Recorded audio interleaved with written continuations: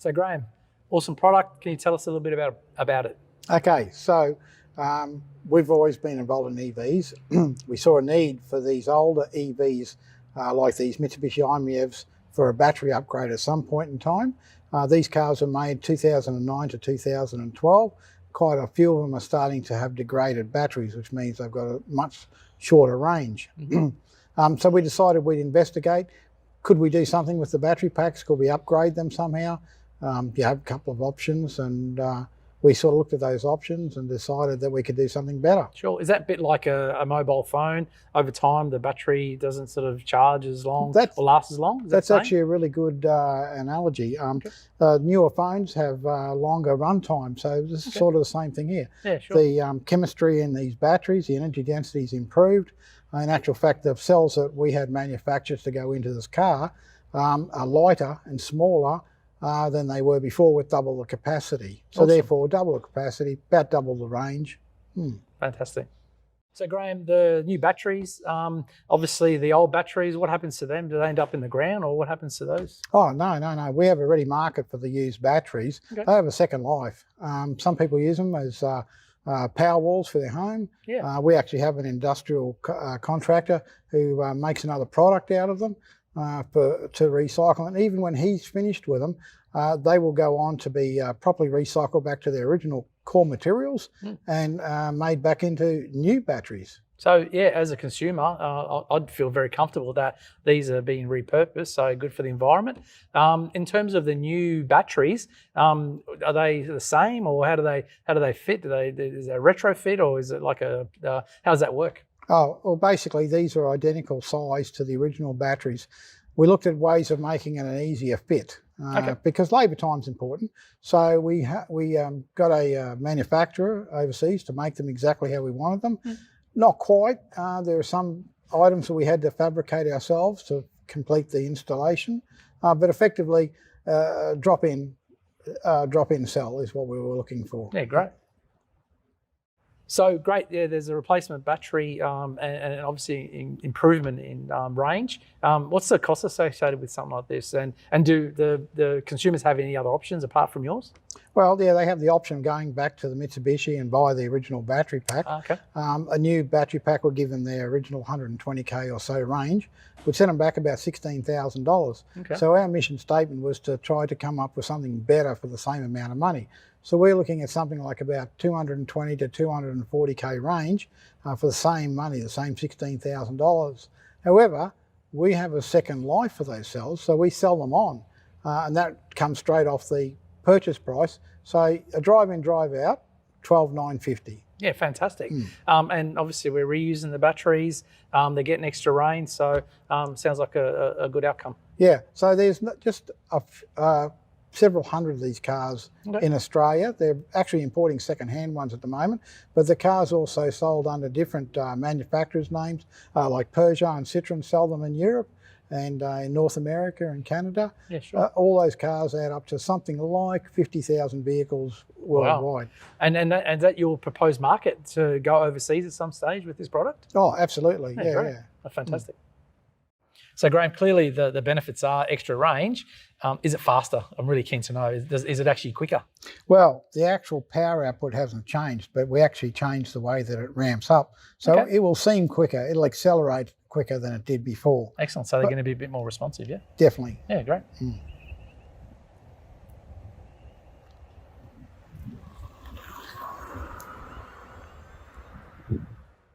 As well as being responsive, is there any other features or functions or things that the consumer might want to upgrade to, or is part of the kit? Okay, so in order to do this, we've had to add some electronics to the vehicle, which allows us to do things that were not normally available back in that day. Some of the functions that we've added to it are only just appearing on some of the newer EVs. Okay. So the main one is one pedal driving. So with one pedal driving, instead of touching the brake pedal, as you release the accelerator pedal, as you come up, that increases the regen to the point that the car will stop. Not only will it stop on an incline or a decline, it has what we call hill hold. It'll hold it in that position. Yeah. So you could, with a little bit of practice, pull up to a set of traffic lights. You might not touch the brake pedal all day. So it doesn't have a brake pedal anymore? Oh, no, we're not going to take that away. Yeah, we left the brake pedal. That scared me a bit, Yeah, no. Because you might want to have extra braking. You might really want to stop in a hurry. Okay. So you still need the brake pedal. So it retains the existing function, brakes, accelerator, but it's just an additional function. Exactly. Okay. So, yeah. And that regen braking puts quite a large amount of power back into the battery. Okay. So that means it sort of charges on the fly. Is that what that means? Yeah, Regen? correct. Yeah? Okay. Regen means it puts extra. The current, instead of going to the energy, instead of going through the brakes, is fed back into the battery, adding extra kilometres to the range. Yeah, cool. And so the brakes, do they not use them? Do they not wear out? Or is there any other benefits around that, as in, for the consumer?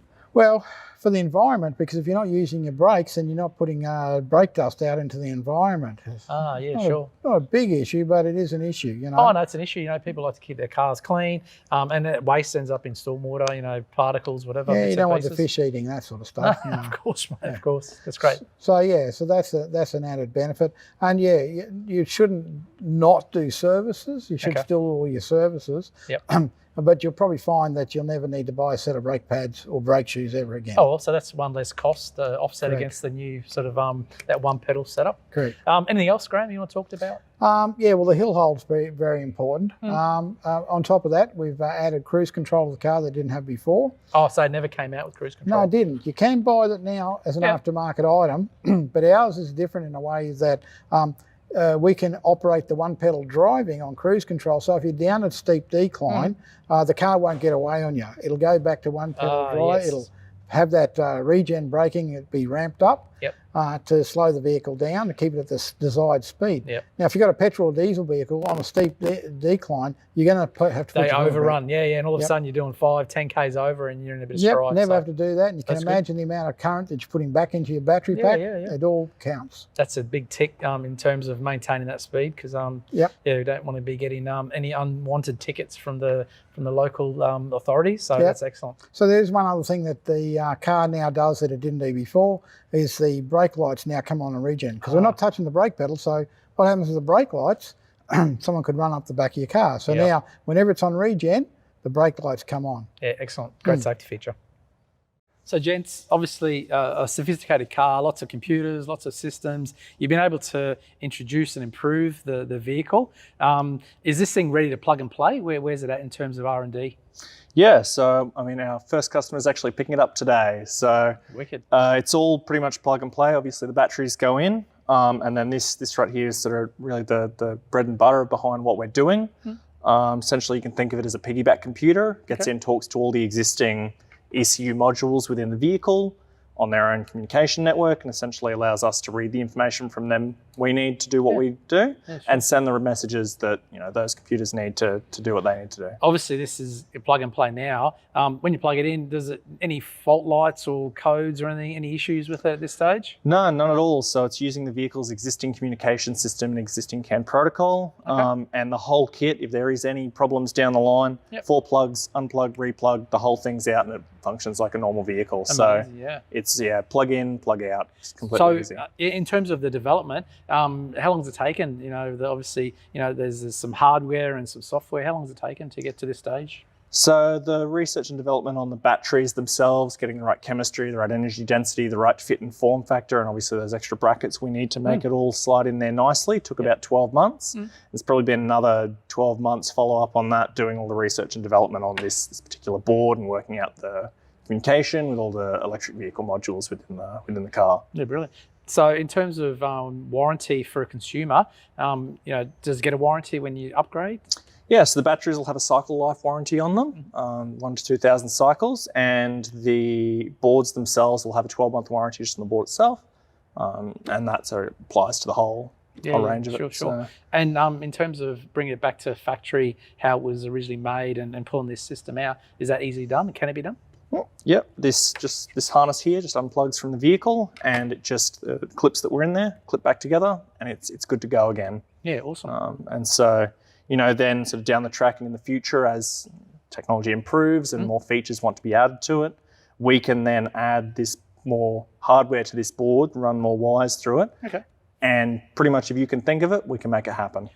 Awesome. So I'm thinking right now, advanced driving. So can it do that advanced driving stuff? Has that got capacity in the future for that? We have full access to all the EV ECU controllers inside this vehicle. that's definitely stuff that we can implement down the track. So would that be like just add a camera and software and a Yep. bit of, okay, awesome. Yeah, update the software. We've got over-the-air software updates that we can apply to it.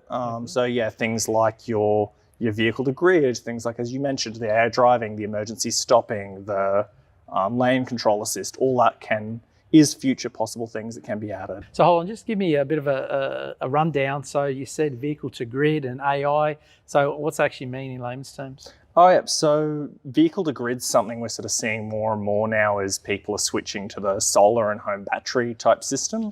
I mean, if you put it that way, your electric vehicle is a home battery when it's parked in your garage. So the idea is you can plug in and connect it to the vehicle and then run the energy out of that battery into either the grid to power the grid, or into your home to power it overnight when your solar panels aren't working. So That's it's clever. sort of technology that's still developing in terms of making it work with the grid.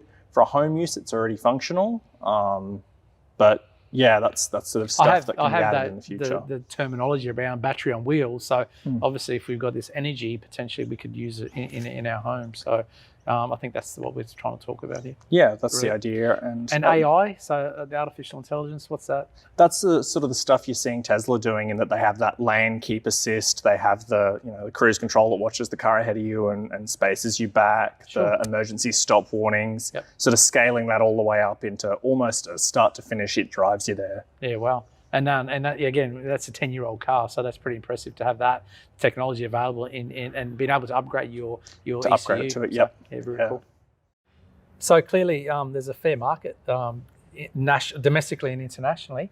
Is the Mitsubishi the only target manufacturer, or have you got aspirations for others? Oh no, we're looking at other models already. Okay. We are currently doing R&D on the Nissan Leaf battery pack. That's the next cab off the rank.